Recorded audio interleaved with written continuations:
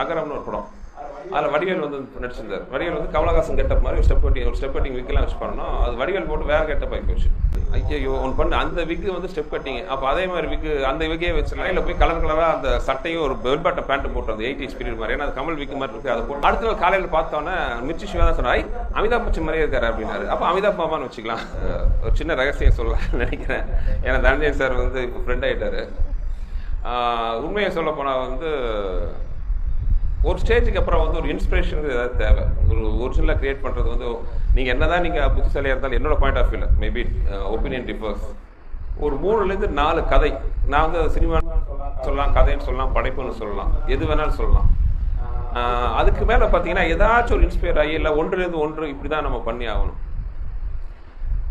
கலகலப்புன்னு ஒரு படம் இப்போ நான் சொல்லிட்டு இந்த லொக்கேஷனில் போய் கிரியேட் ஆகிறதுக்கு ஒரு உதாரணத்துக்கு நான் சொல்கிறேன். கலகலப்புன்னு ஒரு படம், அது ஒரிஜினலாக இதுதான் கதையை நல்லா முடிவு பண்ணியாச்சு. செகண்ட் ஹாஃப் வந்து ஒரு லைன் ஒரு இடத்துல மூவ் பண்ண மாட்டேங்குது. ஸோ ஒரு இன்ஸ்பிரேஷனுக்கு என்னடா பண்ணலாம் அப்படின்னு யோசிக்கும் போது டெல்லி பெல்லின்னு ஒரு படம் வந்துச்சு. ஸோ டெல்லி பெல்லியில் ஒரு இன்ஸ்பிரேஷன் பண்ணி ஒரு லைன்லாம் பண்ணியாச்சு.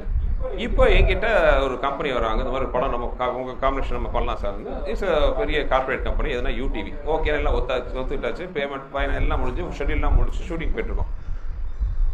இதில் என்ன கொடுமைன்னா டெல்லி பெல்லியும் யூடிவி தான் ப்ரொடக்ஷன். இப்போ கும்பகோணத்தில் நாங்கள் ஷூட் பண்ணிட்டு இருக்கோம். மற்ற எல்லா போர்ஷனும் முடிச்சு ஃபைனல் இந்த ஒரு போர்ஷன் போகிறோம். அந்த ஒரு போர்ஷன் மட்டும் மோரலஸ் அப்படி டெல்லி பெல்லி மாதிரியே தான் அது. அந்த ஒரு சீக்வன்ஸ் டெல்லி பெல்லியில் வந்து நீங்கள் பார்த்துருப்பீங்க, தமிழில் சேட்டை வந்துச்சு. அந்த பிரேம்ஜி வந்து கைதில் தொங்குவார், அவங்க வருவாங்க. கிட்டத்தட்ட இதே சீக்வன்ஸ் தான் நான் ஷூட் பண்ண போகிறேன். இது மாதிரி பெருசாக யோசிக்கல, இந்த மாதிரி சீக்வன்ஸை யோசிச்சிட்டோம். நைட் அஸ்டேட் சொல்லுறாங்க, சார் காலையில் தனஞ்சய் சார் வராரு சார். காலையில் தனஞ்சய் சார் ப்ரொடியூசரை வந்து வாட்ச் தர வருவார், சும்மா வராரு. ஓ வரட்டும் சார், நாளைக்கு நம்ம டெல்லி பெல்லி சீனியர் சார் அப்படியே பிளான் பண்ணுறோம். அவர் பார்த்துட்டாரு, ஐயோ ஆமாம், ஏன்னா வர்றது பேமெண்ட் கொடுக்க வராது.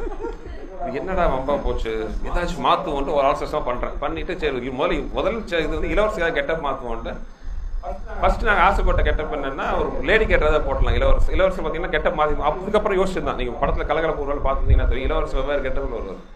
இதனால தான் பின்னாடி நாங்கள் இதை பண்ணிவிட்டு அதுக்கு தகுந்த முன்னாடி போனோம். இளவரசி ஒரு லேடி கெட்ட மாதிரி பண்ணிடலாம்.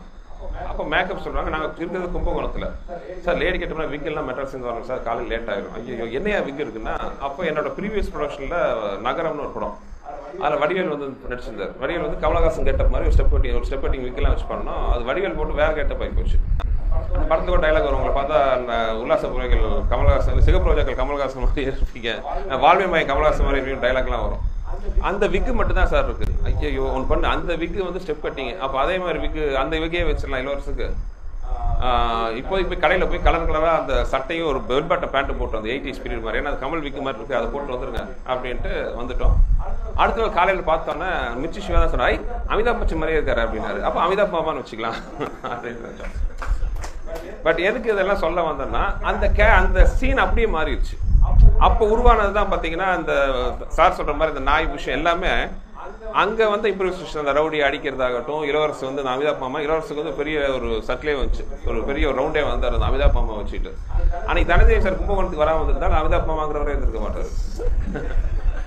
ஸோ இந்த ரகசியத்தெல்லாம் இப்போ நான் சொல்லலாம்.